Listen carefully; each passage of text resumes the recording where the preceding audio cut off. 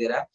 हूबहू जो आज की तारीख में जो गठबंधन की सरकार, एनडीए की सरकार है, ये 5 साल पूरा करती नहीं नज़र आ रही है।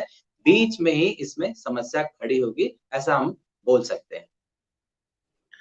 नहीं देखिए, इस तो कुंडली में 7वां घर पार्टनर का होता है, 7वें घर का मालिक शुक्र छठे घर में बैठा है नीच राशि में, और छठे घर का मालिक बुध बनता है, वो 7वें घर में बैठा है, और 12वें मंगल है।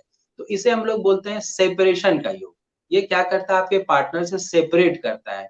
मतभेद इतना बढ़ जाए, विवाद इतना बढ़ जाए, आइडियोलॉजिकल डिफरेंसेस इतना ज़्यादा होने लगे, और कुछ निर्णय जो महत्वपूर्ण नहीं लें, क्योंकि विभाग अलग-अलग सबों के बँटे हैं, कुछ निर्णय जो हमें मुख्यमंत्री को नागवार गुज़रे, और इस पे सेपरेशन जैसी स्थिति बनेगी, ऐसा बोलेंगे।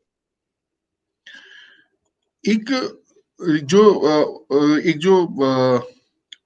जो एक और सवाल ये जो खड़ा होता है कि नीतीश का एनडीए से जाना मोदी विरोध के कारण हुआ था, और नीतीश ने एनडीए से अलग होने का फैसला इसलिए किया था कि उन्हें मोदी का नेतृत्व स्वीकार नहीं था। लेकिन वहीं ये परिस्थितियां देखे कि आज अगर वो सत्ता में हैं और मुख्यमंत्री बने हैं, वो सिर्फ नरेंद्र मोदी की वजह से बने हैं। चुनाव में भाजपा का जो प्रदर्शन हो, उसके पीछे भी ये कारण दिया जा रहा है कि नरेंद्र मोदी का करिश्मा था कि जिससे भाजपा की सीटें बढ़ी, और जो रही सही इज्जत जेडीयू की भी बचाने का काम उन्होंने किया, जिस तरीके से आखिरी 2 दौर में कैंपेन था।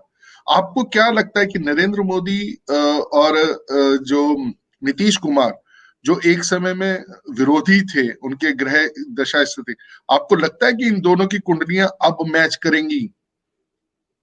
बहुत अच्छा प्रश्न है आपका। देखिए, बेसिकली क्या है कि अ, नरेंद्र मोदी या नीतीश कुमार के हैं, तो बेसिकली ये विशुद्ध राजनीति करते हैं लोग, और पॉलिटिक्स में तो स्वाभाविक है कि सब कुछ घूम फिर करके सत्ता के इर्द-गिर्द ही आती है।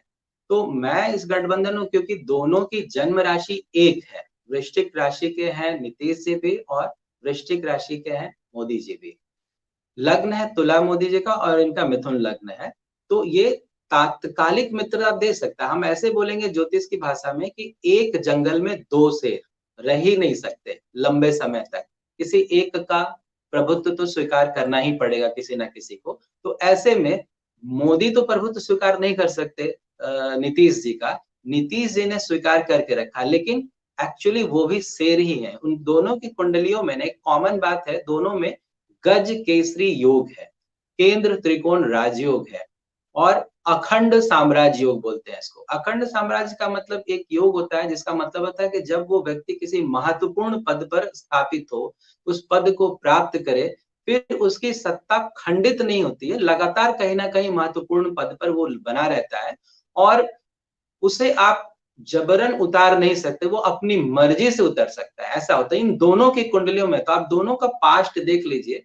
जब एक बार नरेंद्र मोदी जी गुजरात की सत्ता सँभाली, वहाँ से अभी तक नॉन स्टॉप अपनी पारी खेल रहे हैं।